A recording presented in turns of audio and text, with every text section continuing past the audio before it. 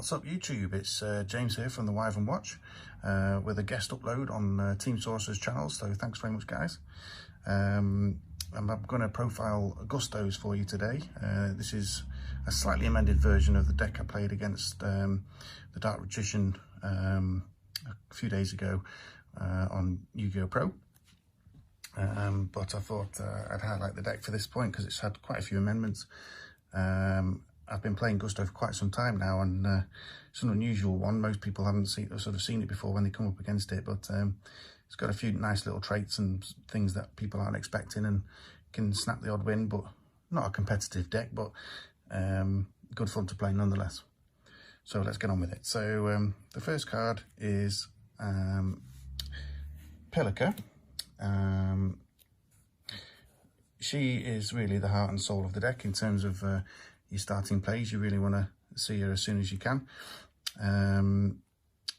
When she's normal or special summoned, she will take a wind tuner monster from your grave and special summon that in defense position, which leaves you open to a immediate link play or a level 6 synchro play.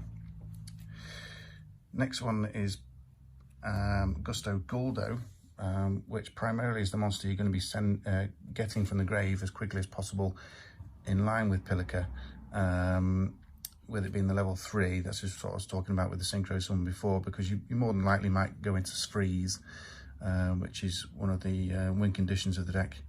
But obviously Pellicer could take up any level, but Costo Eagle is the primary target for me anyway. But when this card is destroyed, sent from the field to the graveyard, you can special one level 2 or lower Gusto monster from the deck.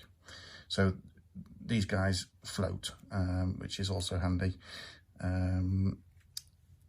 Ordinarily you'd go from this guy into the next one, which is Costo Eagle.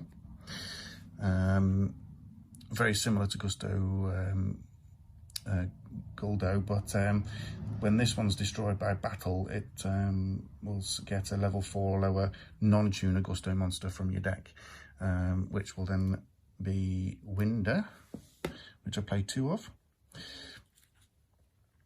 She is the psychic, so another emergent teleport target. She when destroyed by battle with an opponent's monster, she will special a Gusto tuner from your deck.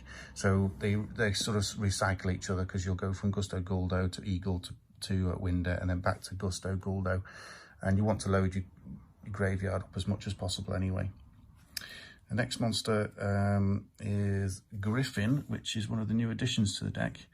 2 of them, because ideally you'll keep him in your hand as long as possible,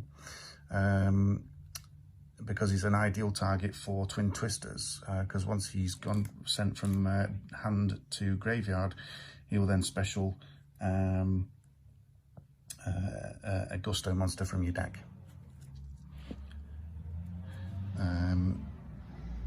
Next is Kamui, just the one-off on this guy. It's a flip effect monster, but again specials a Gusto tuner from your deck. That's it for the Gusto monsters in the main deck. Next one, with it being a pure wind deck, Tempest has to be in there. There's no reason why not to play him really, but most people know what this guy does. But just in case you don't, it's 2 wind monsters either from hand or grave to special, and that's obviously special from your hand or special from your grave. He also has another effect that when he's banished, you can add 1 wind dragon type monster, but I don't have any wind dragon type monsters other than Tempest. Next is a wind witch engine. So of course there are 3 ice bell, 1 glass bell, and 1 snow bell. So some of you will be familiar with this engine, but essentially what you've got there is that you want to see your glass bell the ice bell in the opening hand if you can. You special that by its own effect from hand. That will then special out another Wind Witch monster from deck, which ordinarily you would go and grab Glass Bell. When Glassbell is normal or special summoned, it will add another Wind Witch to your hand, which your normal target would then be Snowbell, which when it's in hand you can special summon itself, assuming you control 2 wind monsters. And if it's used as a synchro material, the monster that's then synchro summoned can't be destroyed by opponent's card effects. So the usual sort of combination is that you go from Ice Bell to Glass Bell into Snow Bell. What I would normally do then is go from Glass Bell and Ice Bell synchro summon into, let me grab him for you, Winter Bell, this one. There's a couple of burn effects as well, which are fairly minor, but you'd use them regardless. And then you'd go from Snowbell to use your Snowbell, it's still on the field, plus your Winterbell, and go into Crystal Wing, which would then give you the monster negate, but also is unaffected by your opponent's card effects. The last 2 monsters that I run in my deck is Apex Avian, which is a new addition. Thank you to Dark Magician for pointing out that I should be using it. But this is an obvious target for Simorgh, the Link monster, which is also in the extra deck. We'll come back to that. But easy to sort of put onto the field at the end phase and give you that extra negate. But also, we've also put in Barrier Statue of Stormwinds for the same reason. Can be easily summoned out by Simorgh from hand or deck. And obviously, well, this monster, if you've not seen it before, monsters can't be special summoned except wind monsters. Well, literally every monster in our deck is wind, other than one, which we'll get to eventually. So as soon as that goes onto the board, your opponent is going to be struggling, because ordinarily they're not going to be playing much in the way of wind monsters.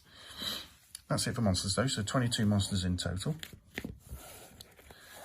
And then moving on to magic cards. I've been playing this game a long time, and it used to be called magic cards, but of course it's changed to spell cards now. But first things first, with it being a wind deck, you can't possibly run a wind deck without Twin Twisters. I run 3 of them. Ideally, you'd have a Gusto Griffin in your hand to activate this, because then you can plus off it. But obviously getting rid of any back row issues is a must for this deck. We all know what Twin Twisters does. Next one is a bit of a love or hate card. We run 3 creature swap. Now, majority of the Gusto monsters are fairly weak,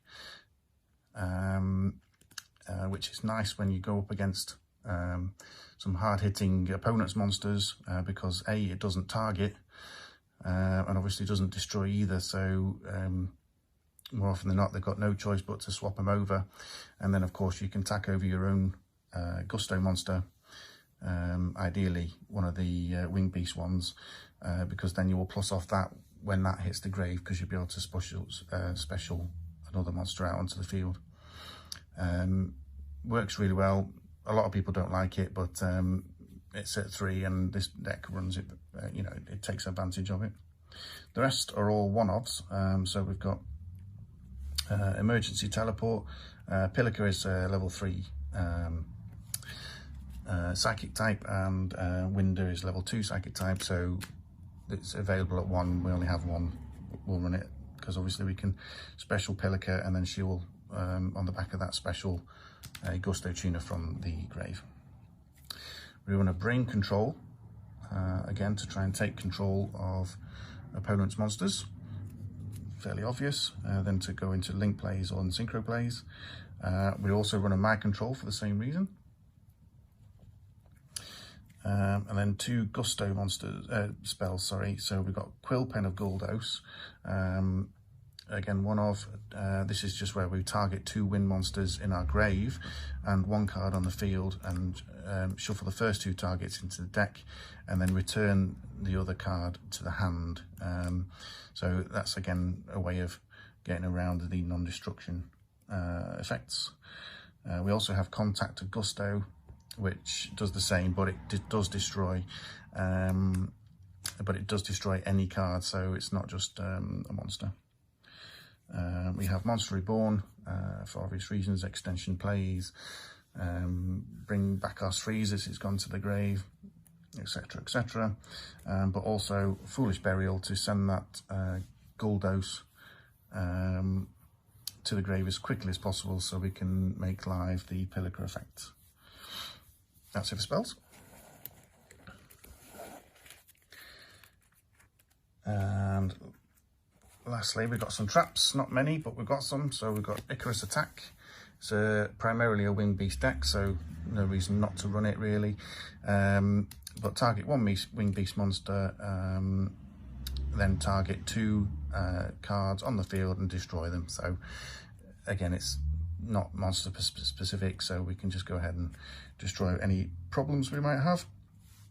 And on 2 Quaking Mirror Force, the Mirror Force that most people tend not to expect, but obviously with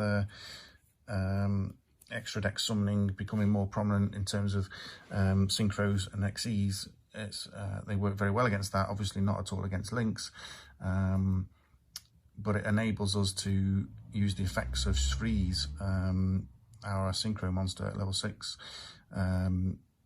So with some high defense monsters to start piling and attacking into those, and enabling our any battle damage to go to our opponent as opposed to onto our own life points. And last trap is a new one which has come out of Eternity Code, which is really in here purely because of the artwork. I'm a big old Pellicer fan, and I think the artwork's absolutely brilliant on this, but it gives us a negate against those extra deck monsters as well. Changed its battle position to 0, and obviously negates its effects. It also has a graveyard effect, where if there's another extra deck summoning from my opponent's side, I can then set this card again from my grave, so we can reoccur this card. And it's a little bit annoying, but it's primarily in there because of the artwork. That's it for the traps. So onto the extra deck. The extra deck has had quite a lot of work, so there's a lot of thought gone into these, so I'll try and explain it as I go along. But there's a mix of link monsters, XEs and synchros, and all in here for their own reasons. But the first one is the Win the Wind Charmer. This is a great get out because quite often you'll find, if you've stolen your opponent's monster or creature swapped them, maybe if you've only got 1 wind monster on your side of the field, then it's a great way of getting rid of your opponent's monsters, because you can link straight into this, because it does require it's 2 monsters, but including a wind monster. So but not many of the other monsters will let you do that. Most of them are wind only. The next card is the only card that isn't a wind monster, which is Crystal Halcrafibrax. Let's just call it Needle Fiber, let's show you here. But we all know how this works. But this is 2 monsters including a tuner, which we have plenty of, but it will also special another tuner from your deck, and then of course you can in your opponent's main phase or battle phase then special an extra monster, an extra synchro tuner monster from your extra deck. So works pretty well in this. I don't use it all the time, but I do. It's handy to have. Next monster is Simorgh, which we've mentioned a few times now. Wind monster, of course, fits very well in this deck. It's 2+ monsters, including a winged beast monster. So you do need the winged beast monster to summon it, but it's a good link 3, 2400 attack, but with the effect that specials a tuner monster is it Tuna Monster or Wing? No, sorry, Winged Beast Monster, yeah, of course it is. Winged Beast Monster at the end of every end phase, so it's not just your own end phase, it's your opponent's as well. Starts to generate lots of plays. If it comes back to you and you've got a couple of monsters still on the field, then you're away again. Last link monster is, of course, a Pellicer. Well, everyone knows what a Pellicer is, but stunning looking card. We go into it fairly regularly. I keep getting caught out with the different names side of things, you know, because it requires 2+ monsters with different names, and quite often I've got 2 Guldos or 2 Eagle on the field, and sometimes get caught out with that, so I'll try and keep an eye on it. But yeah, we know how that works, so I won't go too much into that. We then got Costo Phoenix as your first Xyz monster. 2 level 2 monsters. We can use it with Griffin or Winder. Once per turn, you can detach 1 material from this card to target 1 face-up wind monster under eye control. And this turn, it can attack twice during each battle phase. So, again, nice little one to have if I've managed to get a high attack power monster on board. One not a lot of people have seen much about, which is Totem Bird. Again, it's here because it's Winged Beast, it's wind. It requires 2 level 3 wind monsters, which isn't a problem in this deck. And during either player's turn, when a spell or trap card is activated, I can detach 2 materials from this card to negate the activation. And if I do, destroy it. So, again, it's just your spell trap negation. We've also got another rank 3, which is number 75, Gossip Shadow. Which is your effect negation, of course, and allows you and your opponent to, of course, draw 1 card. But the defense of 2600 is also quite good with a rank 3 monster. This is the Martial Metal Marcher, is the needle fiber target. But you can quite easily make it ordinarily anyway. But it's 1 tuner plus 1 non-tuner monsters, of course. I can target 1 tuner in my graveyard on a special summon in defense position, but against effects, and I can just keep going from there. It's a fairly easy one, that. Old Entity Hastor, again, one regularly used, but it's a nice level 4 synchro, so if I'm stuck with a couple of monsters I'm not being able to use, but I've got maybe a Pellicer and an Eagle on board, I can go straight into this guy, and a lot of people aren't expecting it, because when it's destroyed, it's equipped to your opponent's monster.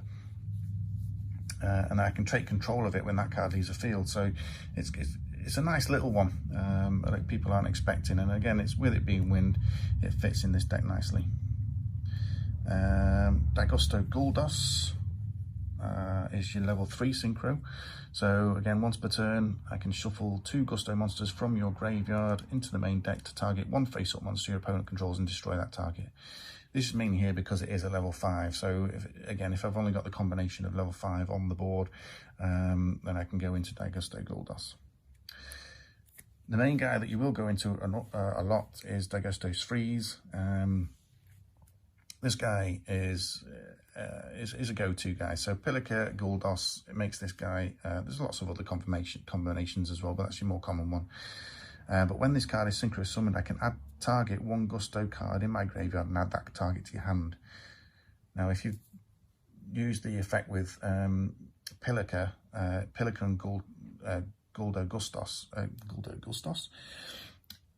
Gusto Guldos is in your graveyard, you'll select Pellicer back to your hand, because then you can do the same combination again next turn if you need to. But also, your opponent takes any battle damage you would have taken from battles involving this face-up Gusto monster, from any face-up Gusto monster your monster controls, but also this card cannot be destroyed by battle. So if you've got a smaller Gusto monster on board as well, they can attack, you can attack into one of your opponent's larger monsters. They take the battle damage. Your monster is destroyed, of course, but of course some of them have got floating abilities anyway, so there's quite a good OTK available there as well. This is the Windwitch Winterbell we mentioned earlier. I won't go too much into that. And the last 2 is Clearwing Synchro Dragon, which you can also use the Winterwitch combination to go through, get into him, or indeed you can move on into Crystal Wing, which I mentioned before, which is your monster negate, of course. That is it for the deck. 15 extra deck cards, 18 spell and traps, 22 monsters. Still in testing, but it's had quite a lot of testing. I'm pretty happy with the final result at the moment. If there are any suggestions, I'm open to have a look at them, of course. But other than that, thank you very much. It's the first profile I've actually done on YouTube, so I hope it went all right. Not too long, 20 minutes. It was quite long, longer than I thought maybe. But any comments, obviously, we'd be happy to hear them. Give the video a big thumbs up if you like the content. But also keep supporting Team Sorcerers. You know, I know Dark Magician had a few issues with his old channel, but we need to get this one up and going. So please do give it a subscribe as well. And we'll catch you guys later. Thanks very much. Bye.